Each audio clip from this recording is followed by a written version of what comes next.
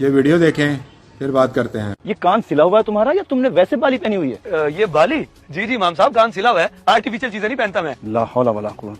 बेटा कान से ये उतार दो, मस्जिद में नमाज पढ़ने के लिए बाली उतार के आया करो। ना, मेरे बाली पहनने से आपको क्या दिक्कत है? बाली से नमाज नहीं होती क्या? नमाज तो हो जाती है मगर जब हो जाती है तो फिर मसला क्या है? इमाम साहब आप सिर्फ अजान और नमाज पे ध्यान दें, मैं क्या पहनता हूँ क्या पहन के आता हूँ इस पर नहीं। आप तो खामखा में गुस्सा ही कर रहे हैं। गुस्सा तो आएगा ना जब आप बेजा रोक टोक शुरू कर देंगे तो। कभी मेरे घर वालों ने मुझे इन चीजों से नहीं रोका, आपको मसले शुरू हो गए। हाँ।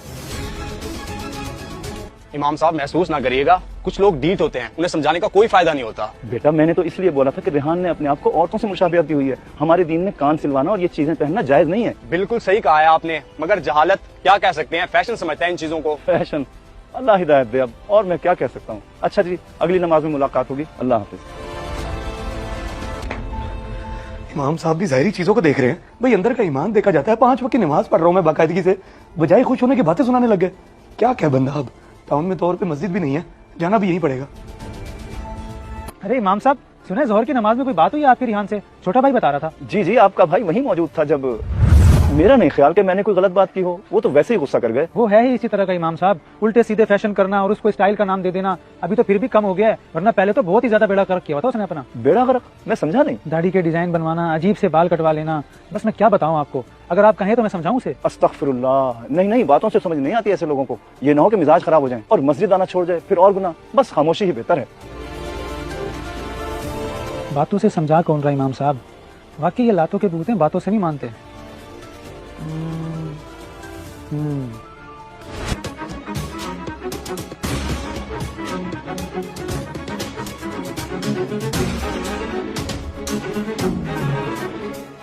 ओ ये क्या चूड़ियां पहनी हुई है तूने? पागल हो गया क्या? इसमें पागल वाली क्या बात है? फैशन है भाई अपना, फैशन। ओ फैशन?